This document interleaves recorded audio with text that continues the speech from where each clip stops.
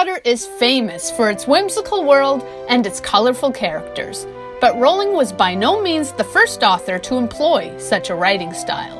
Before we had Hogwarts Our Privet Drive, there was Willy Wonka's Chocolate Factory, a giant peach, and a hotel which hosted a nasty high witch and her cronies. In reading both Dahl's books and the Harry Potter books, particularly the earlier volumes, similarities emerge, whether this be in the world itself, the characters, or a tone that shifts between magical and gritty. The work of Roald Dahl and the Harry Potter series share several traits. Hello, this is Riley and welcome to Otherworldly Fiction. Today I'll be going over the 6 parallels between the Harry Potter books and the works of Roald Dahl. My first point involves the characters. The most obvious similarity lies in the way characters are handled. In the first book, Vernon is described as having too much neck and Petunia too little. Hagrid has hands the size of dustbins, and Dumbledore, with his half-moon spectacles, vivid robes, silvery beard, and a supposed map on his leg, is especially memorable. The features of the world's characters are hard to forget. While some have accused them of being caricatures, each exaggeration made the characters pop. In the Philosopher's Stone especially, the descriptions feel as if they've been lifted from a new Roald Dahl book. Roald Dahl had the witches, women with square feet and a purple glint in their eyes who could be anybody, until they removed their wigs and masks to reveal the hideous faces beneath. Their heads always itch from the wigs, and they sniff the air in disgust when children are near. There are other colorful characters, including a giant who's huge but a runt among his own people, the formidable Miss Trunchbull, who's large and needs serious fashion advice, and Willy Wonka, who's delightful and psychotic at turns. Both the physical descriptions and the personalities of the characters are exaggerated, and as such, each character, whether big or small, is unforgettable. The next point I want to discuss is abuse of parental figures. Exaggerated descriptions aren't the only reason Philosopher's Stone feels like a Roald Dahl book. Many of Dahl's books feature one motive: people who have no business raising children, who subsequently treat said children badly. James and the Giant Peach features one of the closest parallels, given that James is abused by not one aunt, but 2. Matilda also features this relationship dynamic, though in her case it's her own parents who are unkind to her. Matilda's parents are as Dursley-ish as anyone can be. The father makes a living as a salesman, a job that's middle class but nevertheless seedy. The mother is more interested in appearances than in raising good children. The family keeps up with the Joneses by watching mindless television and purchasing modern gadgets, and Matilda's brother is spoiled, doomed to become exactly like his parents.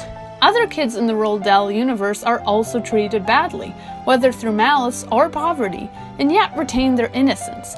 The story of a boy abused by his aunt and uncle, forced to live in a cupboard, and never given as much to eat as he would like, is consequently familiar. Facing constant verbal abuse and having to avoid physical blows, Harry contends with circumstances which belong in the realm of a Roald Dahl book. The Dursleys are terrible caregivers and would get on famously with Aunt Spiker and Sponge. My next point is unsupervised children. If children aren't being actively abused, they're being completely ignored. Matilda is not exactly harmed by her parents, but they seem to have no problem with her walking to and from the library by herself. Children in Roald Dahl go everywhere without adult supervision, and even in situations where someone older is accompanying them, said adult is often unstable or seemingly unconcerned about the safety of the child in their charge. As a consequence of this neglect, children are turned into mice, kidnapped by giants, and subjected to at least 4 different dangers in Wonka's factory. Even if the child escapes some of the grislier fates available, they usually end up being the heroes of the story, becoming leaders of whatever group they're in or otherwise doing the heavy lifting. They take on the responsibilities of adults, venturing into dangerous environments and fighting other adults who want to kill them. Harry Potter and his friends are no exception. They travel down corridors and into the grounds unsupervised. it's not difficult for them to slip away, even when they are supposed to be with an older person. Before gaining the invisibility cloak, Harry and Ron have no problem ducking out from the Gryffindors to tackle a mountain troll. They're not easily missed when they stumble upon the third-floor corridor, and Hagrid feels comfortable sending Harry and Malfoy alone, without any adult supervision, into the Forbidden Forest. There are deadly spiders, creatures that are werewolves but not quite, and angry centaurs in the forest, to say nothing of the monster which can overpower unicorns and suck their blood.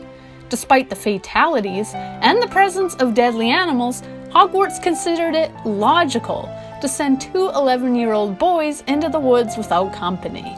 The next point I want to discuss is non-child-proof environments. The lack of concern for unsupervised children lends itself to the danger of the environments they're placed in. Willy Wonka's factory is the most infamous example in Roald's world. While children might be kidnapped by witches or tasked with piloting a flying peach, these dangers still seem tame when placed next to the fates faced by children in the factory. Yes, the kids who get into trouble broke the rules, but why was it so easy for them to place themselves in potentially fatal situations? Kids make bad choices. The responsible parent knows to put the cutlery out of reach so the toddler can't jab a fork into the electrical outlet. Willy Wonka waves the fork in the child's face and says "don't" with a smile. The book never goes into graphic detail, but there's an implication each kid could face, if not death, a painful situation. Even in the classroom setting, Hogwarts is dangerous. Students have to fight magical creatures, brew potions of living death, and duel each other.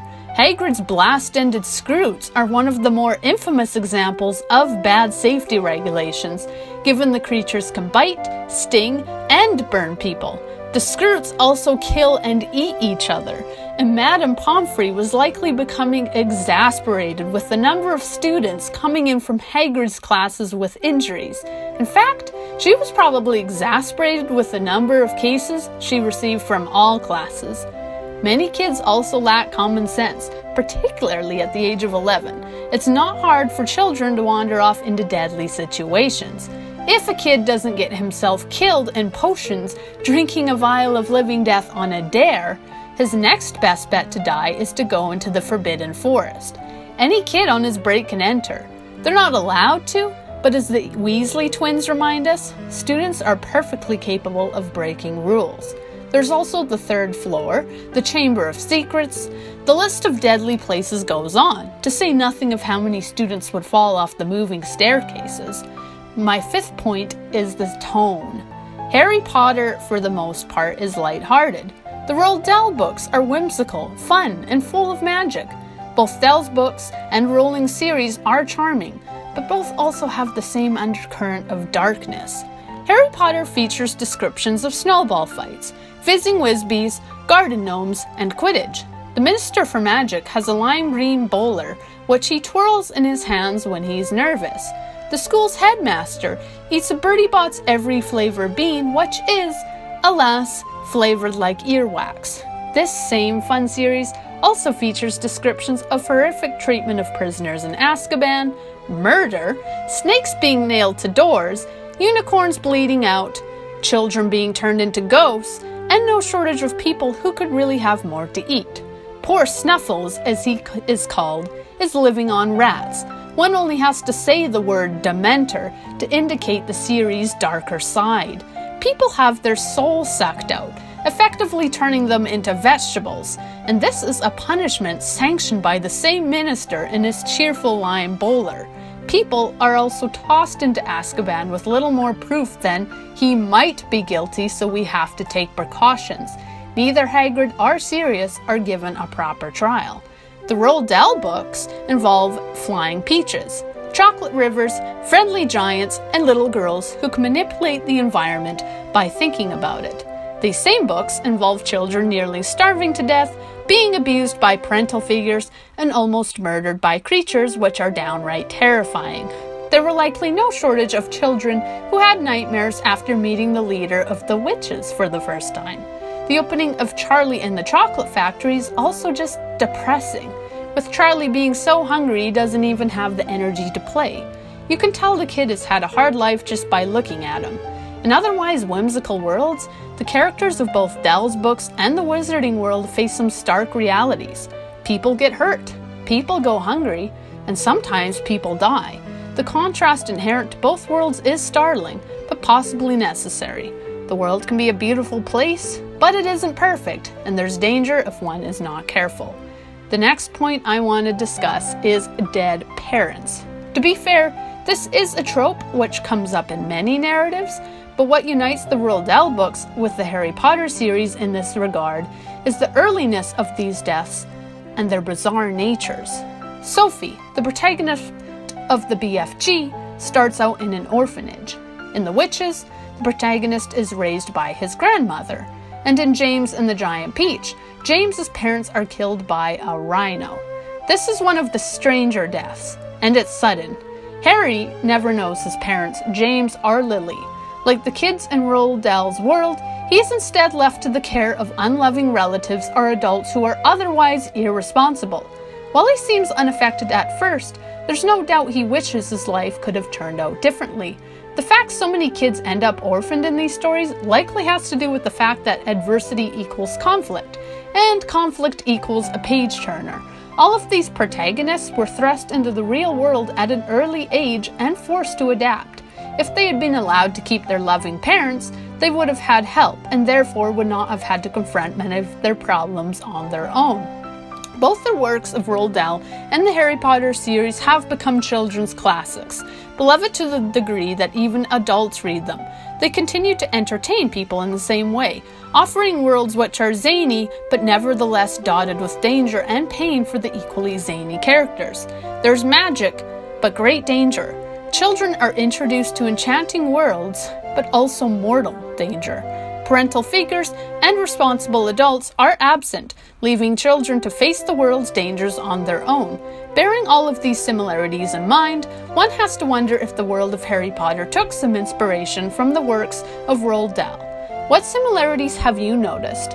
Are there other books you've read which you believe were inspired by the works of others? Share your thoughts. And if you enjoyed this video, please remember to like and subscribe. Thank you for listening.